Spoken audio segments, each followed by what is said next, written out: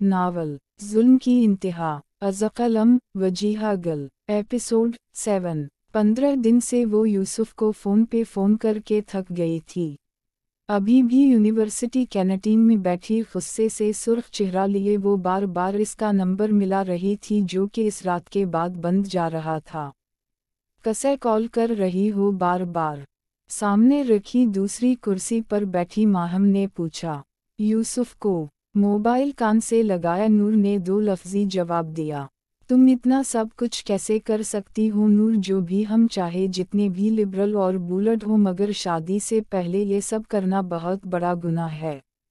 माहम ने गुस्से से उसे झड़का था जो कुछ देर पहले ही उसे सब कुछ बता चुकी थी कि फरवरी 14 को होटल के बंद कमरे में वो अपनी इज्जत खुद अपने हाथों पामाल करवा चुकी है।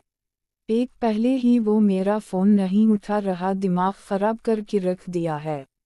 ऊपर से तुम मज़ीद मेरे सर में दर्द कर रही ये गुनाह सवाब की बातें करके। वो इससे भी तेज़ लहजे में बोली थी। अगर इसका नंबर अभी भी बंद जा रहा है तो तुम इसके घर चली जाओ। वहीं जाकर इससे बात करो, इससे कहो कि जल्दी से अपने पेरेंट्स को लेकर आए। और तुमने भी इतना सब कुछ कर लिया, दिमाग ख़राब हो गया था क्या तुम्हारा? माहम ने उसे झड़का था। हम्मम, अगर आज उसने मुझसे राब्ता नहीं किया तो कल मैं यही करूँगी, इसके घर चली जाऊँगी। नूर ने परसोच लहजे में जवाब दिया। अच्छा, अब ज़्यादा परेशान मत हो, सब ठीक हो जाएगा। तुमने सुबह से कुछ नहीं खाया, चलो घर चलते हैं, तुम कुछ खा भी लेना और आराम भी कर लेना, मुझे तुम्हारी तबीयत कुछ ठीक नहीं लग रही। माहम ने कहा, जिस पे नूर भी सर इस बात में हिलाती आठ खड़ी हो। चाय और दीगर लवाजमात से भरी ट्रे हाथों में उठाए वो बाहर आई थी और सामने नज़र पड़ते ही इसके लबों पे मुस्कुराहट दर आई। जहां असफंद अरमान को पीठ पर बिठाए पुश अपस लगाने में मसरूफ़ था और अरमान बार बार बाबा आप ठीक से नहीं लगा रहे और नीचे, थोड़ा और नीचे कहता उसे हदायत दे रहा था। आज असफंद ऑफिस से जल्दी आ गया था और मौसम भी अच्छा था, इसलिए कन्वल को चाय लाने का हुक्म देते खुद इन दोनों ने बाहर गार्डन का रुख कर लिया। आ जाएं आप दोनों, चाय तैयार है। कन्वल ने वही मौजूद छोटे से मेज़ पर ट्रे रखते हुए इन दोनों को आवाज़ दी, जो कन्वल की आवाज़ सुनते ही भागते हुए वहां आ पहुंचे थे। अरमान मामा की जान, चाय पियोगे? कन्वल ने खाली कप में चाय अंडेलते हुए इससे भी पूछा। नहीं मामा, मुझे बिस्किट खाने हैं, मां को जवाब देता वो हाथों में बिस्किट उठाता भागकर वहां से चला गया। तुम दिन बे दिन खूबसूरत होती जा रही हो या सिर्फ मुझे ऐसा लग रहा है? अरमान के वहां से जाते ही असफंद ने कन्वल को नज़रों के हिसार में लेते हुए कहा। इसके गंभीर लहजे और आंखों की तपिश ने कन्वल के चेहरे को दहका दिया था। इससे पहले कि असफंद मज़ीद कुछ बोलता वहां अरमान की आमद हुई थी। बाबा, आपने चाय ख़त्म कर ली, अब चलें, हम दोनों क्रिकेट खेलते हैं। एक हाथ में बीट बाल पकड़े दूसरे हाथ से बाप की शर्ट पकड़कर खींचते हुए वह ज़िद्दी लहजे में बोला। अरमान बेटा, मैं आपकी मामा से बहुत ज़रूरी बात कर रहा हूँ, अभी आप जाओ, हम बाद में खेलेंगे। असफंद ने संजीदगी से जवाब, जिस पर अरमान ने सवालिया नज़रों से मां की तरफ देखा, जैसे पूछ रहा हो सच में यहाँ कोई ज़रूरी बात चल रही थी। इसकी नज़रों का मतलब समझते ही कन्वल ने कहा, नहीं नहीं अरमान बेटा, यहाँ कोई ज़रूरी बात नहीं हो रही, आपके बाबा उस वक्त बिल्कुल फारिग बैठे हैं, चलो उनको अपने साथ खेलने के लिए लेकर जाओ। अपने बाबा के साथ नहीं तो और किसके साथ खेलोगे? कन्वल ने प्यार से उसका का गाल चटकी में भरते हुए कहा, जो अब खुशी से उछलता बाप का हाथ पकड़े इन्हें अपने साथ वहां से लेकर जा रहा था, जबकि इसके साथ चलते हुए असफंद गर्दन मोड़ कर खफगी से कन्वल को देख रहा था, जो मुंह पर हाथ रखे हंस रही थी। दुआ कुछ दिनों से बहुत खुश थी, पहले वो घर में सारा दिन अकेले फिरती थी। अब जब से शाह मीर मुल्क ने नूर और इनेला बेगम के बिलावजा बाहर जाने पर पाबंदी लगाई थी, तब से वो दोनों भी घर पर ही मौजूद रहती। वो अलग बात थी कि कोई भी एक दूसरे से ज़्यादातर बात नहीं करता था, लेकिन दुआ के लिए सबका घर पर मौजूद रहना ही बड़ी बात थी। कुछ दिनों से मुसलसल वो खाने में खुद अपने हाथों से कुछ ना कुछ बनाकर सबको खिलाती, और रात का खाना भी अब शाह मीर मुल्क के हुक्म पे वो सब एक साथ खाते। अभी भी दुआ ने खाने की मेज़ पर खुशी खुशी साजिदा खाला के साथ मिलकर खाना चुन दिया था, और फिर वो सबको खाने के लिए बुलाना चली गई। ठीक 10 मिनट बाद सभी खाने की मेज़ पर मौजूद थे। बिरयानी बहुत अच्छी बनी है, शाह मीर मुल्क ने बिरयानी खाते हुए कहा। बाबा मैंने बनाई है। बाप की तारीफ पर वो फौरन बच्चों की तरह खुश होते हुए बोली। इसकी खुशी को देखते हुए शाह मीर मुल्क के होंठों पर भी हल्की सी मुस्कुराहट रनगी। दुआ बार बार नूर की तरफ देख रही थी, जो किसी गहरी सोच में गुम प्लेट में मौजूद खाने के साथ चम्मच की मदद से खेलने में मसरूफ़ थी।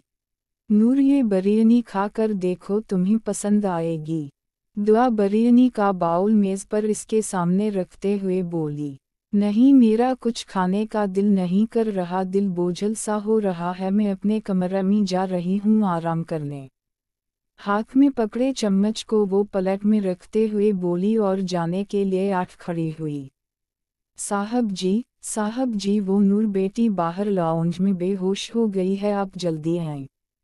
इसे गए अभी चंद सेकंड्स ही हुए थे जब साजिदा खाला ने डाइनिंग रूम में आकर उन तीनों को इत्तला दी। दुआ, जल्दी से डॉक्टर को फ़ोन करके बुलाओ।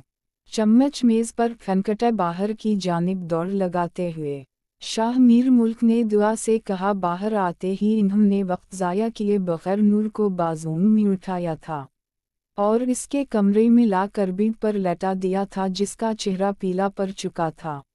मैंने फ़ोन कर दिया है, वो आ रही हैं। दुआ ने अपनी फैमिली डॉक्टर के आमद की इत्तला देते हुए कहा, और जाकर नूर के सरहाने बैठ गई। ठीक 10 मिनट बाद डॉक्टर की आमद हुई थी। पानी के छींटे मुंह पर मारने से नूर अब होश में आ चुकी थी और खाली खाली नज़रों से छत को घूर रही थी।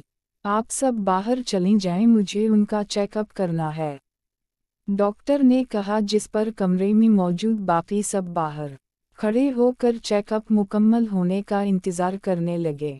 और कुछ ही देर बाद कमरे का दरवाज़ा खिला था। दरवाज़ा खुलते ही तीनों कमरे के अंदर गए थे, जहां मौजूद डॉक्टर अजीब नज़रों से कभी इन तीनों को देखती तो कभी नूर को।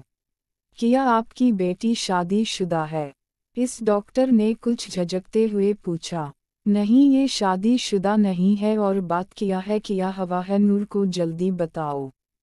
इनेला बेगम ने तेज़ लहजे में जवाब दिया, जबकि डॉक्टर कुछ तज़ब्ज़ुब में मुब्तला हो गई थी।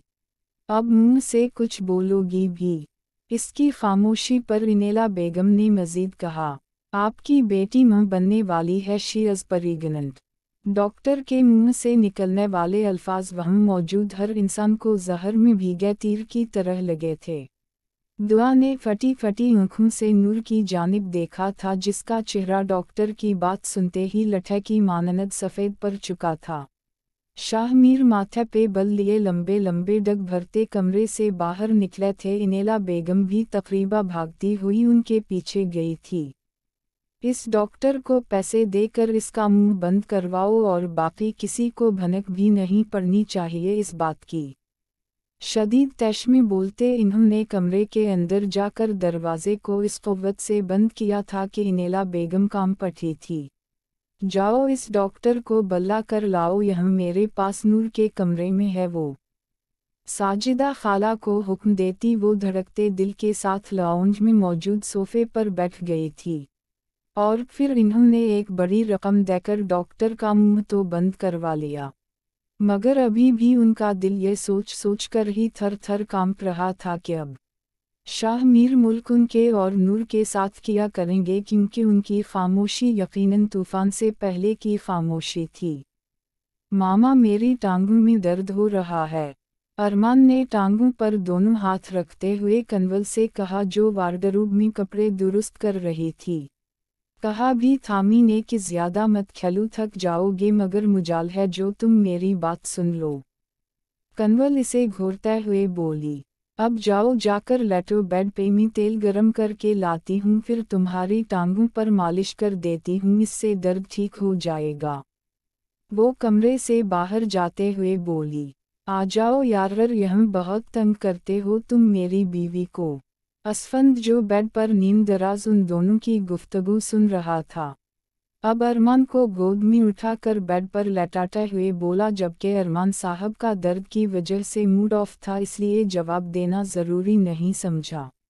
5 मिनट में ही कन्वल तेल गरम करके ले आई थी और अब हल्के हाथों से उसकी टांगों पे मालिश कर रही थी, जबकि अरमान सुकून से आंखें मूंदे लेटा था। अफफ, मेरी टांगों में भी बहुत दर्द हो रहा है, बहुत ज़्यादा दर्द हो रहा है।